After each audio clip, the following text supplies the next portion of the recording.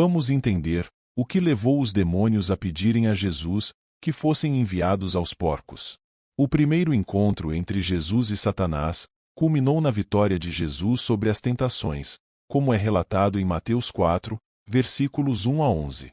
Jesus prossegue, invadindo e dominando dois dos principais domínios de Satanás: o reino espiritual, exercendo autoridade sobre os demônios, em Mateus 8, versículos 28 a 34, e o domínio sobre a enfermidade, curando um paralítico, em Mateus 9, versículos 1 a 8. Após a tempestade se acalmar de forma milagrosa, Jesus e seus discípulos continuaram sua jornada através do mar da Galileia. O próximo incidente foca somente em Jesus, sem mencionar os discípulos, conforme relatado em Mateus 8, versículos 28 a 34. Ao chegar do outro lado, na região dos Gerazenos, Jesus encontrou dois homens possuídos por demônios que vinham dos sepulcros.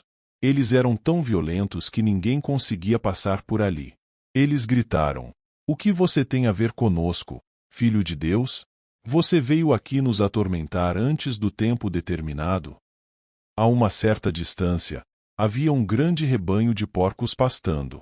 Os demônios imploraram a Jesus para expulsá-los, dizendo: "Se nos expulsares, manda-nos para o rebanho de porcos." Jesus lhes ordenou: "Vão." E eles saíram e foram para os porcos, e todo o rebanho correu morro abaixo até o lago e se afogou na água. Os cuidadores dos porcos fugiram e foram para a cidade, contando tudo, incluindo o que aconteceu aos homens possuídos pelos demônios. Então, toda a cidade saiu para encontrar Jesus, e quando o viram, imploraram para que ele saísse de sua região. Mateus direciona ainda mais nossa atenção para Jesus, ao responder à pergunta desesperada: "Que tipo de homem é este?" O grupo chega ao outro lado, na região dos Gerazenos. Jesus está agora na Decápole, um território predominantemente gentil, o que explica a presença de porcos, considerados animais impuros pelos judeus. Quando Jesus chega à região dos Gadarenos, dois homens possuídos por demônios, vindos dos sepulcros, o encontram, como relatado em Marcos 5, versículos 1 a 20, e Lucas 8, versículos 26 a 39. Em Marcos 5, versículos 1 a 20, eles chegaram ao outro lado do mar, na região dos Gerazenos, e um homem possuído por um espírito imundo encontrou Jesus saindo dos sepulcros. Este homem vivia nos sepulcros, e ninguém podia contê-lo, nem mesmo com correntes, pois ele muitas vezes fora acorrentado de mãos e pés, mas rompia as correntes e quebrava os ferros nos pés. Ninguém era forte o suficiente para subjugá-lo. Noite e dia, entre os sepulcros e nos montes, ele gritava e se cortava com pedras. Quando viu Jesus de longe, correu e caiu de joelhos diante dele, gritando com toda a sua voz: "O que você quer comigo, Jesus, Filho do Deus Altíssimo? Pelo amor de Deus, não me torturem." Pois Jesus havia ordenado: "Saia deste homem, espírito impuro." Então, Jesus lhe perguntou: "Qual é o seu nome?" "Meu nome é Legião," ele respondeu, "porque somos muitos." E ele implorou a Jesus novamente para não enviá-los para fora da área. Um grande rebanho de porcos estava pastando na encosta próxima. Os demônios imploraram a Jesus: "Envie-nos para os porcos. Permita-nos entrar neles." Ele deu permissão, e os espíritos impuros saíram e foram para os porcos. O rebanho, cerca de 2.000, correu morro abaixo até o lago e se afogou. Os cuidadores dos porcos fugiram e contaram isso na cidade e no campo, e o povo saiu para ver o que havia acontecido.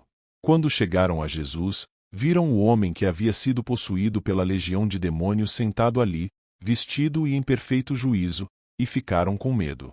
Aqueles que viram contaram ao povo o que aconteceu ao homem possuído pelos demônios, e também contaram sobre os porcos. O povo começou a implorar a Jesus para sair de sua região. Quando Jesus estava entrando no barco, o homem que havia sido possuído pelos demônios suplicou para ir com ele.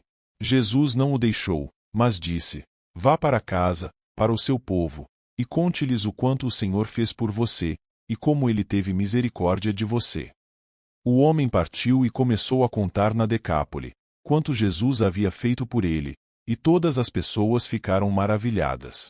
Grandes multidões da Galileia, da Decápole, de Jerusalém, da Judéia e da região além do Jordão, seguiram Jesus. A situação era perigosa, pois os dois homens eram tão violentos que ninguém podia passar por ali. Eles eram conhecidos e temidos pelo público em geral. Os demônios, como Satanás, rapidamente reconheceram o status de Jesus como Filho de Deus, como narrado em Mateus 4, versículos 3 a 6.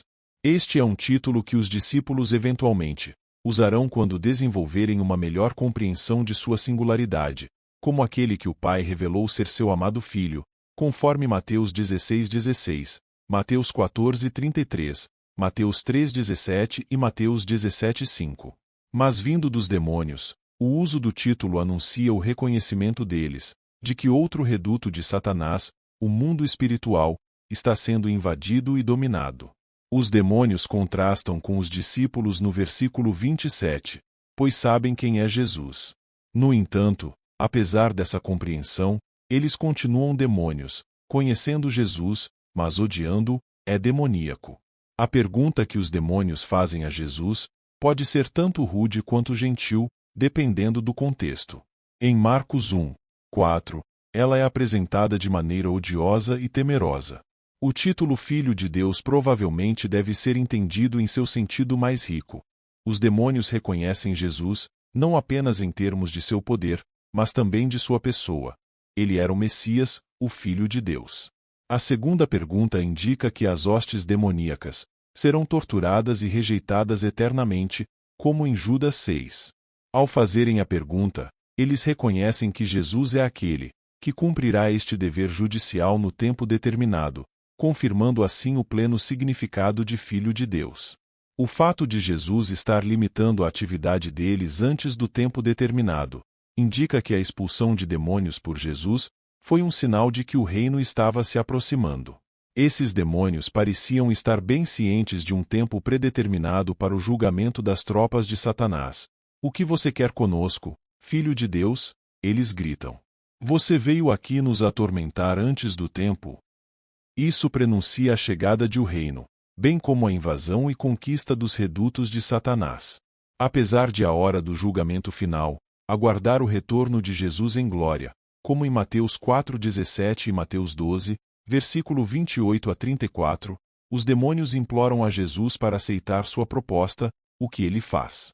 Depois de receber permissão de Jesus, os demônios deixam os homens e entram no rebanho de porcos. Quando os demônios entraram no rebanho, os porcos enlouqueceram e correram para um penhasco, para dentro do mar da Galileia. Ironicamente, a tentativa dos demônios de evitar o castigo eterno levou à destruição de seus anfitriões terrenos. Jesus não tinha motivo para não aceitar a proposta deles, pois isso servia aos seus propósitos. Primeiro, resultou na libertação dos homens dos demônios. Segundo, os porcos eram criaturas impuras, de acordo com a tradição judaica, portanto, um emblema apropriado e refúgio seguro para os demônios. Terceiro, aceitar sua proposta não alterou o destino final dos demônios no dia do julgamento. Portanto, Jesus aceitou sua proposta, porque os demônios estavam essencialmente fazendo o trabalho dele. Mais importante, Jesus não estava pecando ao aceitar a sugestão dos demônios. Por outro lado, o encontro de Jesus com Satanás no deserto foi completamente diferente. Se Jesus cedesse às demandas de Satanás, ele seria levado à desobediência. Como resultado, Jesus repreendeu Satanás com as Escrituras e se recusou a ceder às suas demandas. Esta é a principal distinção entre os dois casos. A petição dos demônios em Mateus 8 não levou Jesus ao pecado, enquanto as demandas de Satanás a Jesus tinham a intenção de levá-lo ao pecado. Os demônios imploraram para serem enviados a um rebanho próximo de porcos, o que não seria uma ideia desagradável para os judeus, que consideravam porcos e demônios da mesma ordem. Jesus advertiu seus discípulos a não lançar pérolas aos porcos, como em Mateus 7:6. De acordo com Pedro, falsos mestres são pessoas que voltarão à sua natureza pagã, como em 2 Pedro 2:22. No entanto, como a costa leste do Mar da Galileia era uma área gentia, Esse não era um rebanho selvagem, mas porcos sendo criados para o mercado. Seus donos ficariam arrasados se perdessem este enorme rebanho, que Marcos estima em cerca de 2.000, como em Marcos 5:3. O pedido dos demônios para entrar nos porcos tem um propósito adicionalmente mortal. Os demônios são conhecidos por infligir danos e agonia à criação de Deus, e fazer de tudo para alimentar a hostilidade contra Jesus, e sua invasão do reduto de Satanás, como em Mateus 17:14-20. A destruição dos porcos leva os gentios da região a pedirem a Jesus que saia, como em Mateus 8:34. Essa resposta é um triste comentário sobre a perversão de seus valores, pois se esperaria que eles se alegrassem com a vitória sobre os demônios de Satanás. No entanto, como um comentarista afirmou, ao longo dos séculos, o mundo rejeitou Jesus porque prefere os porcos. Jesus não destrói os demônios, em vez disso, permite que o mal siga seu curso neste mundo, até o dia em que tudo será corrigido. O resultado do exorcismo não é mencionado em Mateus, mas Marcos e Lucas observam que o homem possuído por demônios de Gines suplicou para se juntar a Jesus. No entanto, Jesus instruiu, para que ele fosse para casa e contasse à sua família e amigos, o quanto Deus havia feito por ele, como em Lucas 8:38-39 e Marcos 5:18-9. Ao ver os discípulos com Jesus, o ex-demoníaco deseja ser como eles, mas Jesus o envia de volta à sua cidade natal, para testemunhar. De certa forma, os 12 seriam pescadores de homens, mas entre seu próprio povo, esse gentil agora seguidor de Jesus, seria um pescador de homens. No entanto, à luz dos versículos 33 e 34, a perda do rebanho se torna um meio de expor os verdadeiros valores das pessoas na área. Eles preferem porcos, a pessoas ao Salvador, como em Mateus 8:34. Este versículo revela o caráter pecaminoso da humanidade. Jesus acabou de expulsar demônios de 2 homens, e enviou os espíritos malignos para um rebanho de porcos, que correu em direção a um penhasco, e para o mar onde se afogaram.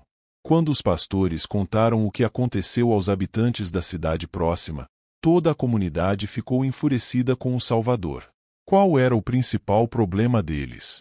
Era a possível queda econômica e a perda de negócios. Eles estavam mais preocupados com seu bem-estar econômico do que com sua saúde espiritual. Quando viram Jesus se aproximando da cidade, pediram a ele que saísse. Infelizmente somos culpados do mesmo erro. Nos acostumamos a viver com o pecado e não queremos pensar em Deus removendo, especialmente se isso significar perder prazeres ou renda. Mas se apegar ao pecado é uma das coisas mais tóxicas que podemos fazer. O final desta história é significativo em sua totalidade, mostrando mais uma vez que o ministério de Jesus não se limita aos judeus, mas prefigura a missão aos gentios. Também mostra que a oposição a Jesus não é exclusivamente judaica.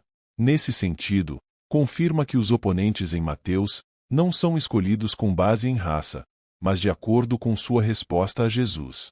Refletindo sobre nossa propensão ao pecado e resistência a permitir que Deus o remova, especialmente se isso implicar na perda de prazeres ou renda, está profundamente enraizado na Escritura.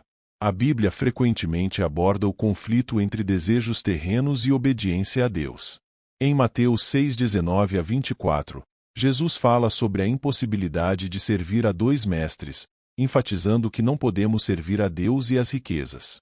Este ensinamento destaca a ideia de que a lealdade ao pecado e a busca de ganho material pode nos afastar de Deus.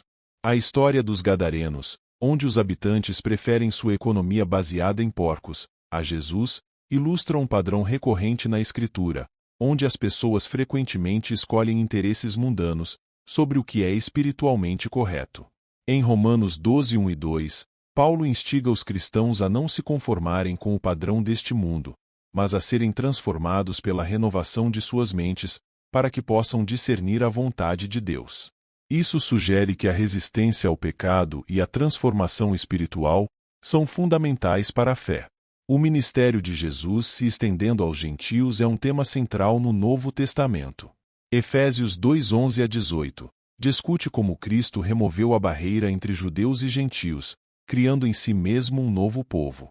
Essa inclusão de gentios na promessa da salvação reflete a universalidade do amor e da misericórdia de Deus, reforçando a ideia de que a oposição a Jesus e sua mensagem não se baseia em etnia ou origem cultural, mas na disposição do coração de responder a ele.